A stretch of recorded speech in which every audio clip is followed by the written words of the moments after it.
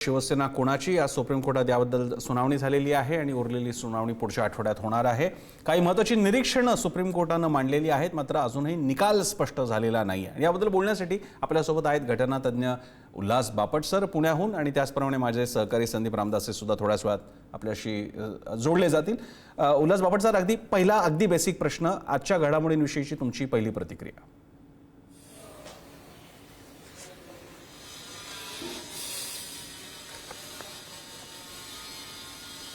Bapat sir, माझा आवाज पोहोचतोय आपल्यापर्यंत?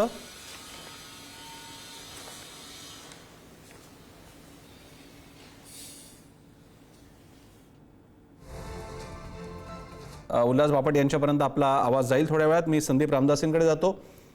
संदीप, आपण एका अतिशय ॲब्स्ट्रॅक्ट अशा पातळीवरती आता ही चर्चा गेलेली आहे सगळी की पक्षातलं बहुमत, विधिमंडळातलं बहुमत, नेमका कुठून लोकशाहीचा निर्णय सुरू होतो। म्हणजे उदाहरणार्थ मगाशी मी हा वाघमारेंना पण प्रश्न विचारला होता की तुम्ही जर का म्हणत असाल की आम्हाला सगळ्यांचं बहुमत आहे, कार्यकर्त्यांचं बहुमत आहे, हा मुद्दा बरोबर आहे, पण मग हे कार्यकर्ते कोणत्या पक्षात आले, ते पक्षात का आले होते, त्यांनी कुणाचा चेहरा पाहिला होता, कुणाचं नेतृत्व पाहिलं होतं।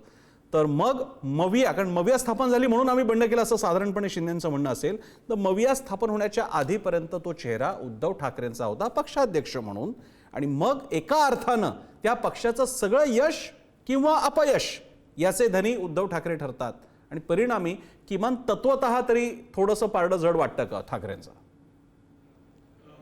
पारडं इकडे जड असलं किंवा नसलं तरी सगळ्यात महत्त्वाचं आहे की आपल्या न्यायव्यवस्थेला काय वाटतं, आणि त्याच्या आधीचा उल्लेख जो तू सुद्धा केला होतास थोड्या वेळापूर्वी की चंद्रचूड यांनी काय सांगितलं होतं, तर त्यांनी पण अशाच पद्धतीनं पक्ष वेगळा आणि तुमचं लेजिस्लेटिव्ह वेगळं हे सगळं त्यांनी पण सांगितलं होतं।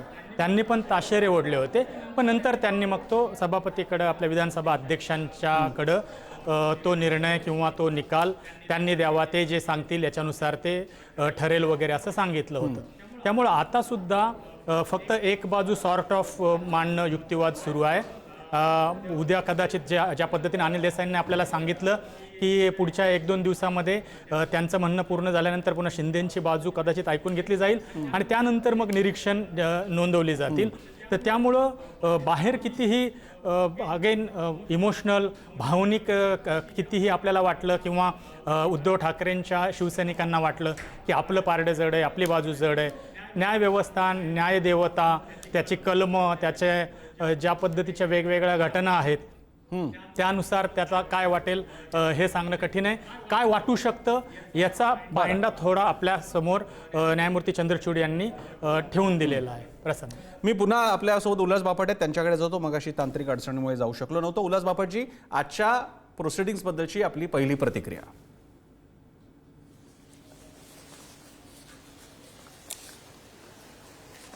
कसं आहे की या विषयावर मी बोलतोय ते ऐकू येतंय? हो, ऐकायला येतंय, तुम्ही सलग बोला। मी बोलतोय ते ऐकू येतंय आपल्याला? हो, येतंय, तुम्ही सलग बोला। हां, तर या विषयावर मी गेले 4 वर्ष जवळजवळ बोलतोय, आणि आत्ता जी 2 दिवस सुप्रीम कोर्टात कपिल सिब्बल यांचं आर्ग्युमेंट झालं, हो, याच्यामध्ये नवीन कुठला मुद्दा मला दिसलेला नाही। या केसकडे मी गांभीर्याने अशा करता बघतोय की याचा निकाल जो लागेल तो प्रॉस्पेक्टिव्ह लागणार आहे। म्हणजे याच्या पुढे जे पक्षांतर होतील किंवा पक्ष कोणाचा ठरवायचा आहे वगैरे याबद्दल तर प्रिसिडेंट इथे तयार होणार आहे, म्हणून मी याला फार महत्त्व देतो। आता हा जो दिरंगाई जी होतीये ही सगळी, आता 4 वर्ष झाली, तर 34 जजेस होते सुप्रीम कोर्टात आणि 90,000 95,000 केसेस आहेत। आता ती 34चा आकडा कालच 38 वर त्यांनी नेलाय। पण माझं स्वतःचं असं मत आहे की 5 जजेसचं जे कॉन्स्टिट्यूशन बेंच असतं, अशी 2 बेंच म्हणजे 10 जजेस आणखी नेमायला पाहिजेत, आणि ती कायम असायला पाहिजेत। आणि कॉन्स्टिट्यूशनचा एखादा प्रश्न जर का आला, जसा आत्ताच आहे, तर 6 महिन्यामध्ये त्याचा निकाल लागायला पाहिजे। पण होत आहे काय की जो न्याय म्हणजे सबस्टॅन्टिव्ह लॉ आणि प्रोसिज्युरल लॉ हा जे फरक आहे, म्हणजे सबस्टॅन्टिव्ह लॉ म्हणजे काय न्याय आहे, जस्टिस काय आहे ते सांगतो, आणि प्रोसिज्युरल लॉ त्याच्यापर्यंत पोचायची रीत सांगतो। तर हे प्रोसिज्युरल लॉ मध्ये खूप हे वकील काय, जजेस काय, राजकीय पक्ष काय खूप वेळ काढतात। सिसोदियांच्या केसमध्ये आता सुप्रीम कोर्टाने एक त्याचं वर्णन केलंय, ते फार सुंदर आहे की प्रोसिजर हा हँडमेड आहे, हे मिस्ट्रेस नाहीये, म्हणजे तुम्हाला मदतनीस म्हणून प्रोसिजर आहे, ती काही तुमची रखेल नाहीये. पण दुर्दैवाने आपल्याकडे या प्रोसिजरल लॉचा दुरुपयोग केला जातो आणि या केसेस लांबत जातात. हा मोठा दोष आहे आपल्या याच्यात. आता आत्ताचा जो खटला आहे तो 10व्या शेड्यूलच्या भोवती फिरतोय सबंध. हे 10वं शेड्यूल जे आहे तुम्हाला सगळ्यांनाच माहिती आहे की 85 साली राजीव गांधींनी ते आणलं. ते का आणलं तर त्यांनी असं सांगितलं, म्हणजे त्याच्या ऑब्जेक्शन रिझन्स मध्येच दिलेलं आहे की राजकीय भ्रष्टाचारातून पुढचा भ्रष्टाचार चालू होतो आणि पक्ष दिवसातून 4-4 वेळा लोक बदलायला लागले तर ते लोकशाहीला चांगलं नाही. आणि पक्ष पद्धती ही पार्लमेंटरी लोकशाहीचा आत्मा आहे. त्यामुळे ऍक्च्युअली राजीव गांधींकडे लोक येत असताना त्यावेळी 85 साली त्यांनी हा कायदा केला आणि ती थांबवलं. परंतु दुर्दैवाने असं झालं की त्याची अंमलबजावणी जी व्हायला पाहिजे तशी झाली नाही. त्याचं इतकं विकृतीकरण आज झालेलं आहे की पक्षांतरबंदी कायदा कसा तोडावा याचे एक उत्तम गाईड महाराष्ट्रामध्ये तयार झालं असं मला वाटतं. आता कायद्याचा अर्थ जेव्हा लावतो आम्ही, म्हणजे आम्ही वर्गात जेव्हा शिकवतो कॉन्स्टिट्यूशनल लॉ, त्यावेळी सांगतो की जे लिहिलेलं आहे कॉन्स्टिट्यूशनमध्ये तो शब्द जर का क्लिअर असेल तर तोच अर्थ असतो. शब्द जर का क्लिअर नसेल तर मग प्रिॲम्बलमध्ये काय म्हटलंय, डायरेक्टिव्ह प्रिन्सिपल्समध्ये काय म्हटलंय किंवा कॉन्स्टिट्युएंट असेंब्लीमध्ये काय म्हटलं गेलं, हे सगळं पुढचा भाग झाला.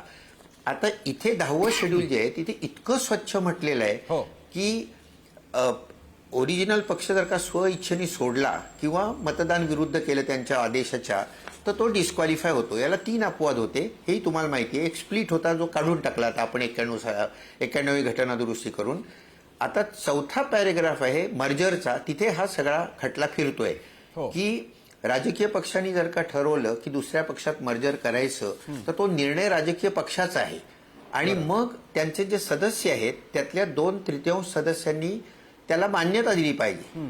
म्हणजे पुढचा प्रश्न हा विधिमंडळातल्या सदस्यांकडे येतो. विधिमंडळाच्या सदस्यांना पक्ष मर्जर करण्याचा अधिकार नाही, हा सगळ्यात महत्वाचा भाग आहे त्याच्यामधला. आणि मग चंद्रचूड साहेबांनी हे सगळं मान्य केल्यावर का मागच्या याच्यामध्ये, परंतु त्यांनी 3 लूपहोल्स ठेवली त्याच्यामध्ये.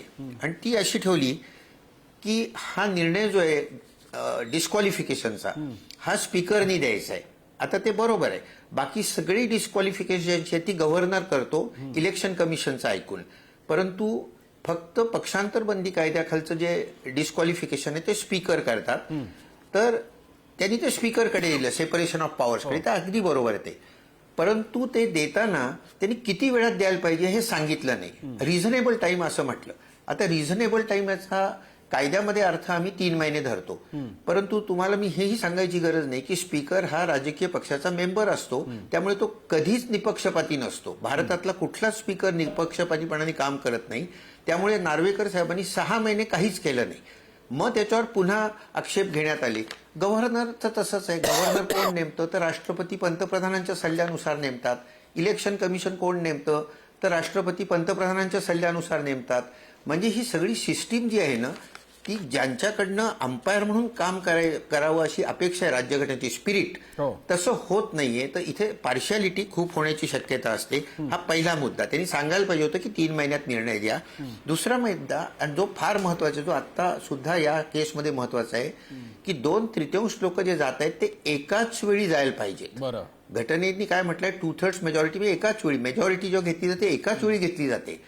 आता इथे काय झालंय, आधी काही लोक गेले, नंतर गेले, असं करत करत करत तो काहीतरी 37 आकडा जो पाहिजे होता तो गाठला गेला. म्हणजे एकनाथ शिंदे जे गेले पहिल्यांदा ते तिथेच डिस्क्वालिफाय व्हायला पाहिजे होते. आणि सुप्रीम कोर्टाचा अत्यंत स्वच्छ हे की ज्या क्षणी पक्ष सोडला जातो त्या क्षणी तो डिस्क्वालिफाय होतो. आणि या कायद्याखाली जर का डिस्क्वालिफाय झालं तर त्याला मंत्री राहता येत नाही, म्हणजे चीफ मिनिस्टर राहता येत नाही. त्यामुळे पहिल्या दिवसापासून सुरुवातीच्या एकनाथ शिंदे हे डिस्क्वालिफाय झालेले होते असं माझं मत होतं. ते मी अनेक वेळा माझा सहकारी सुद्धा माझ्यासोबत स्पष्ट केलं नाही चंद्रचूड साहेबांनी. स्टेटस को त्याच्यात फक्त एक जो हा मुद्दा आहे डिस्क्वालिफिकेशनचा, त्याच्यात शिंदेचं तेव्हापासून आतापर्यंत असं म्हणणं आहे की आम्ही पक्ष सोडलेला नाही, आम्ही शिवसेनेतच आहोत, आम्ही पक्षांतर केलेलं नाही. पक्षांतर्गत आम्ही लोकशाही मार्गाने, बहुमताच्या मार्गाने उद्धव ठाकरेंच्या नेतृत्वाच्या ऐवजी आमचं नेतृत्व प्रस्थापित करतोय.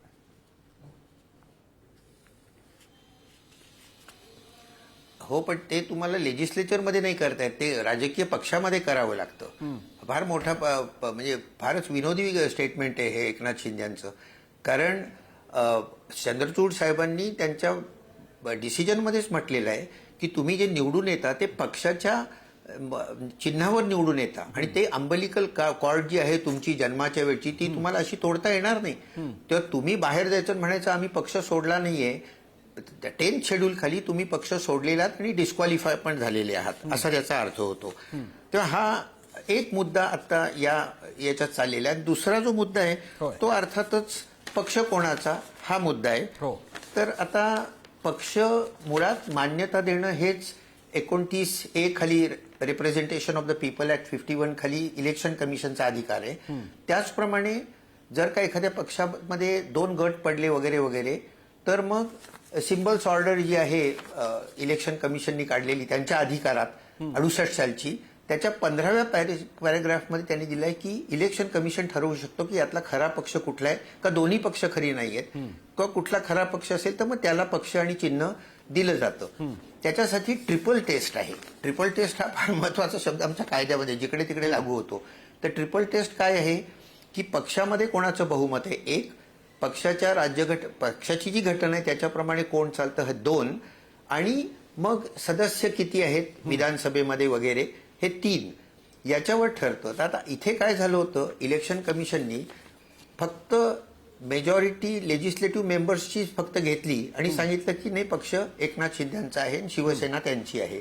मला असं वाटतं याचा सुद्धा पूर्ण विचार पुन्हा सुप्रीम कोर्ट करेल आणि आता याचा निकाल लागल्याशिवाय पुढचं काही बोलता येणार नाही. म्हणजे हे जे मी आता बोललो हे मी गेले 3-4 वर्ष हेच बोलतोय, याच्यात काही नवीन मी आत्ताही सांगितलं नाहीये. परंतु सुप्रीम कोर्टाचा जो सगळ्यात महत्वाचा मुद्दा माझा असा आहे की सुप्रीम कोर्ट आज जो निर्णय देईल तो पुढच्या केसेसना लागू होणार, प्रेसिडेंट होणार. ते तिथेही एक पुन्हा बारीकसा मुद्दा येणारच आहे प्रोसिजरचा की हे कॉन्स्टिट्युशनल इंटरप्रिटेशन आहे आणि कॉन्स्टिट्युशनल इंटरप्रिटेशन करायचं असेल तर 5 जजेस लागतात.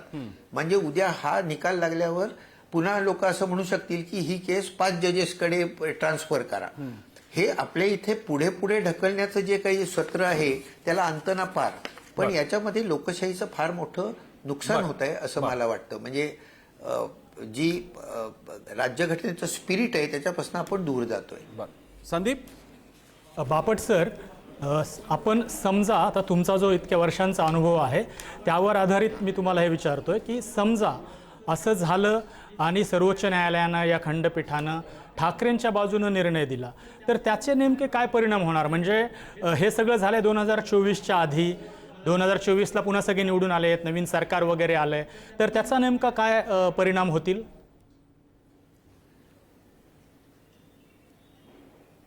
नाही, आता एक गोष्ट लक्षात घ्या की हा जो डिस्क्वालिफिकेशनचा कायदा आहे हा त्या मर्यादेपुरताच असतो. म्हणजे ते त्या विधानसभेची मुदत संपते तिथपर्यंतच ते डिस्क्वालिफाय होतात. ते पुन्हा जर का त्या काळात सुद्धा ते पुन्हा निवडून आले तर निवडून येऊ शकतात. तेव्हा आत्ता ते निवडून आले त्याच्यावर काहीच परिणाम होणार नाहीये. पण मला असं वाटतं की आत्ता जे 9 6 लोक गेलेत बाहेर त्यांचा प्रॉब्लेम निर्माण होण्याची शक्यता आहे. जे लोकसभा मेंबर सोडून गेलेत 2/3 गेले असं त्यांचं म्हणणं आहे, पण त्याला अर्थ नाही की तो त्या पक्षातनं ते गेलेले आहेत. निवडून कुठनं आलेत ते तर उद्धव ठाकरेंकडनं निवडून आलेले आहेत आणि मग ते बाहेर गेलेत. तर तिथे हा निर्णय जर का ठाकरेंच्या बाजूनी लागला आत्ता, म्हणजे हे सगळं इफ्स अँड बट्स आहेत, तर ते जे 6 गेलेत बाहेर ते डिस्क्वालिफाय निश्चित होतील.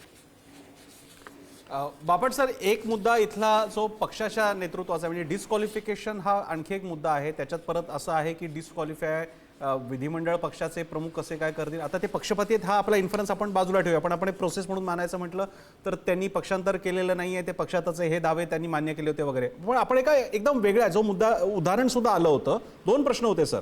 एक, पक्षाच्या नेतृत्वाच्या बाबतीत पक्षाच्या अंतर्गत मतभेद कसे व्यक्त व्हावेत जेणेकरून पक्षाचं नेतृत्व बदलावं, एक मुद्दा, पहिला मुद्दा. दुसरा मुद्दा, पक्षांतर्गत लोकशाही आणि सांविधानिक लोकशाही जी संविधानिक संस्थांसाठी मानली जाते ती जशीच्या तशी पक्षांतर्गत सुद्धा मानायची का?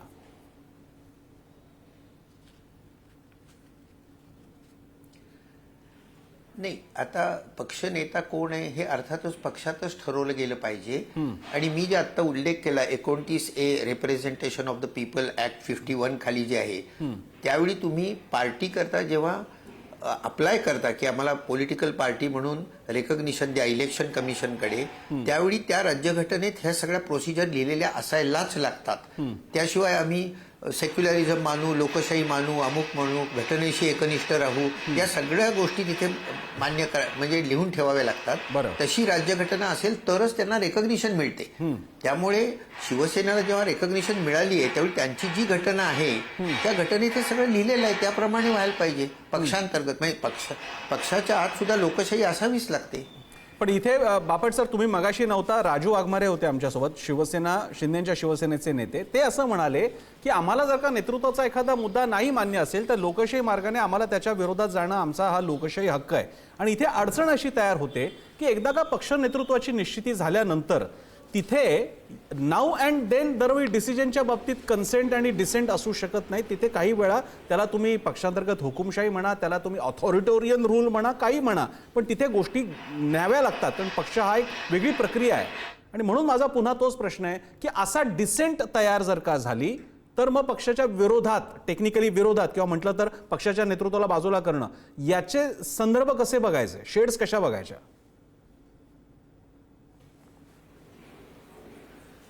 नाही, हे तुम्ही जे म्हणताय ना की ते डिक्टेटरशिप असते, तर ती लोकशाहीत असतेच. म्हणजे चर्चिलचं तर वाक्य आहे, तुम्ही मला 4 वर्ष निवडून दिलाय तर 4 वर्षाकरता मी डिक्टेटर आहे, मग 4 वर्षानंतर तुम्ही मला पुन्हा बाहेर काढू शकता.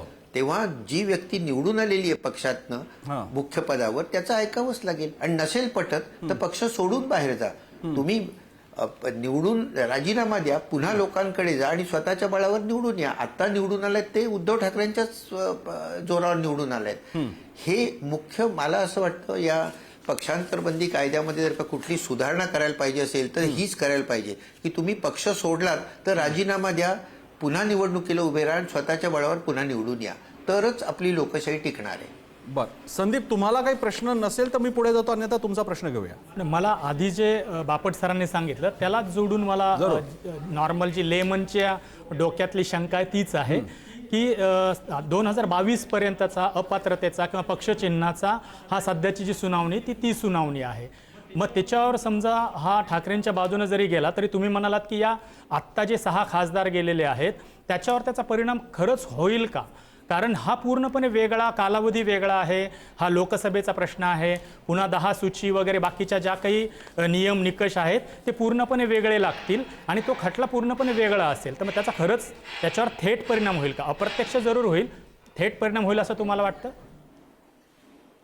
नाही, तुम्ही एक लक्षात घ्या, हे 10th शेड्यूल जे आहे ते लोकसभेला पण लागू आहे आणि विधानसभेला पण लागू आहे. त्यामुळे इथे जो निर्णय लागेल तेच निकष तिकडे लागणार आहेत. फक्त त्याचा निर्णय जो आहे तो लोकसभेच्या सभापतींनी घ्यावा लागेल. आता तिथे मी तुम्हाला पुन्हा सांगितलं की त्यांनी चुकीचा निर्णय घेतला तर ते ट्रिब्युनल असल्यामुळे पुन्हा सुप्रीम कोर्टाकडे आपल्याला जाता येईल आणि आत्ताचा जो प्रेसिडेंट आहे तो त्या ठिकाणी लागू होईल. पुन्हा मी क्लिअर करतो की हे कॉन्स्टिट्यूशनल असल्यामुळे पुन्हा ही केस 5 जजेसकडे जाण्याची शक्यता नाकारता येत नाही. बापट सर, प्रसन्न बोलतोय मी. इथे हा जो आता समजा यापुढे जो काही निर्णय कोर्ट घेईल त्यामध्ये डिस्क्वालिफिकेशन, पक्षांतर्गत नेतृत्व, त्यातला डिसेंट, इथे कोर्टाची अंगभूत मर्यादा पुढे येईल का? कारण पक्ष या गोष्टी निवडणूक आयोगाशी संबंधित आहेत, रजिस्ट्रेशनशी संबंधित आहेत, निवडणूक आयोग तिथे येतो आणि पक्षांतर्गत व्यवस्था हा आणखी कॉम्प्लिकेटेड मुद्दा आहे. अनलेस अँटिल त्याच्यामध्ये क्रिमिनल किंवा अशा गोष्टी होत नाहीत, हे म्हणजे माझं अपुरं आकलन आहे, तुम्ही मला त्याबद्दल कृपा करून सांगा. तर अशा वेळी जर का कोर्ट उद्या पक्षांतर्गत प्रोसेसच्या बाबतीतल्या गोष्टी काढायला लागलं तर तिथे कोर्टाची मर्यादा तयार होईल अधिकाराची?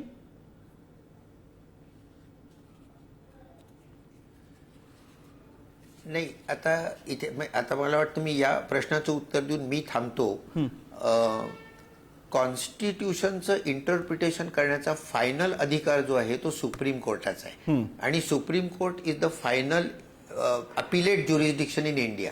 त्याच्यानंतर प्रेसिडेंटकडे जे जातात ते दयेचा अर्ज असतो, ते लीगल अपील नसतं. त्यामुळे supreme court is the final appellate authority आणि त्यामुळे कॉन्स्टिट्यूशनचं इंटरप्रिटेशनचा जो भाग आला, ही लोकशाही आपल्याला चांगली जिवंत ठेवायची, त्याच्यासाठी घटनेचे अर्थ लावायचे असतील तर ते पूर्ण अधिकार सुप्रीम कोर्टाला आहेत आणि ते कुठेही हस्तक्षेप करू शकतात. बरं, धन्यवाद बापट सर, आपण सविस्तर वेळ दिला, प्रतिक्रिया दिल्या, यासाठी हा विषय त्यानिमित्तानं आपल्या प्रेक्षकांपर्यंत अधिक प्रभावीपणे गेला असेल. धन्यवाद. आपण पुढारी न्यूज बरोबर संवाद साधला याकरता. मी संदीपकडे जातो. संदीप, या सगळ्या पार्श्वभूमीवर एक मात्र नक्की आहे की जे मगाशी ज्याचा संदर्भ राजीव गांधी. बापट सर, तुम्हाला काही बोलायचं असेल तर बोला. माफ करा, तुम्हाला काही पूर्ण करायचं आहे का, मुद्दा मांडायचा आहे तुम्हाला? नाही, मला फक्त एवढंच सांगायचं की याचा जेव्हा निर्णय लागेल, जो काय लागेल तो लागेल. म्हणजे मला माहित नाही काय लागेल तो, कारण आता प्रिडिक्ट करता येत नाही मला हल्ली सुप्रीम कोर्टाचे निर्णय. पूर्वी प्रिडिक्ट करता यायचे, पण हल्ली नाही प्रिडिक्ट करता येत. तर ते जो काय निर्णय लागेल त्याचं पुन्हा शवच्छेदन करायकरता मी जरूर उपलब्ध असेल. नक्की. धन्यवाद. तुम्ही शवविच्छेदन हा शब्द वापरल्यामुळे त्याच्यातूनच काही गोष्टी आपण डिनोट केलेल्या आहेत. मी त्यामध्ये जात नाही इन्फरन्समध्ये. आपण शेवटी आपली कक्षा मात्र पाळूया माध्यमांची म्हणून. धन्यवाद बापट सर, आपण वेळ दिला याकरता. मी संदीपकडे जातो. संदीप, या सगळ्या पार्श्वभूमीवर आता राजकारणामध्ये हे सगळं आपण ह्याचा म्हणजे एक झालं सुप्रीम कोर्ट, एक झालं विधिमंडळ, आणि एक आहे ज्याला जनताचं कोर्ट म्हणतात ना, पब्लिक के कोर्ट में फैसला होगा. या सगळ्याकडे जनता कशी बघते, खरंच याचा परिणाम होईल का? आपण निवडणुकात तर बघायला मिळालं की शिंदेनाही चांगला प्रतिसाद मिळालेला आहे, त्यांनी पण काही माघार नाही, ठाकरेंना पण मिळालेला आहे. मग जनतेच्या कोर्टाचा काय फैसला या बाबतीत? जनतेच्या कोर्टानं लोकसभेला ठाकरेंच्या बाजूनं कल दिलेला दिसला आणि विधानसभेला शिंदेंच्या पारड्यामध्ये, महायुतीच्या पारड्यामध्ये भरभरून 237 वगैरे जागा देऊन आपला कौल दिलेला आपल्याला पाहायला मिळाला. जनता खूपदा असं म्हणलं जातं की गजनीची स्मरणशक्ती आहे जनतेची, आपल्या सगळ्यांचीच. आपण विसरून जातो लगेच प्रसन्न. आणि त्याच्यानंतर दुसरा मुद्दा हा पण येतो की या पूर्ण राजकारणामध्ये म्हणूया, इन जनरल बघायला गेलं तर असं दूध का धुला कोणी नाही आहे. त्यामुळं आपण यांच्या बाजूनं आपण हिरिरीनं लढायला जावं तर समोर पण काही असे नसतात, हे जनतेला, मतदाराला माहिती आहे. मतदार आत्ता तर फक्त मतदानाच्या काही दिवस आधी नंतरचाच विचार करतोय की काय, असा सध्याचा काळ आहे. तर त्यामुळं त्यांनी निर्णय देऊन टाकलेला आहे. आत्ता सध्याच्या घडीला तरी विधानसभेमध्ये सुद्धा शिंदे स्ट्रॉंग आहेत. केंद्रामध्ये सुद्धा आपण बघतोय की ज्या पद्धतीने त्यांनी 6 खासदार आणखी आणलेले आहेत, 13 खासदार झालेले आहेत. कदाचित त्यांना, श्रीकांत शिंदेंना अजून कोणाला तरी केंद्रात मंत्रीपद सुद्धा मिळेल. तर त्यामुळं ते आता सध्या तरी स्ट्रॉंग आहेत. निकाल काहीही लागला तरी त्याचा परिणाम सध्याच्या सरकारवर होईल असं तर काही वाटत नाही. असं एका ठिकाणी म्हणण्यात आलं होतं, फार सुंदर आणि रोचक असं वाक्य आहे की न्यायालय निकाल देत असतं, न्याय नव्हे. आणि ह्यामध्ये न्यायालयाचा कुठलाही अधिक्षेप नाहीये. ते टेक्निकली बरोबर आहे, कारण निकालाचा अर्थ कुणासाठी न्याय, कुणासाठी अन्याय हे सब्जेक्टिव्ह आहे. कोर्ट ते नाही सांगू शकत. कोर्ट निर्णय देतं, तो कुणासाठी तरी न्याय असतो, कुणीतरी असमाधानी राहतं. त्यामुळे निर्णय काय येणारे पुढच्या आठवड्यामध्ये ते आपण पाहूया. तुर्तास या महत्त्वाच्या चर्चेमध्ये सगळे मान्यवर सहभागी झाले, त्यांचे आभार. उल्हास बापटांचे विशेष आभार.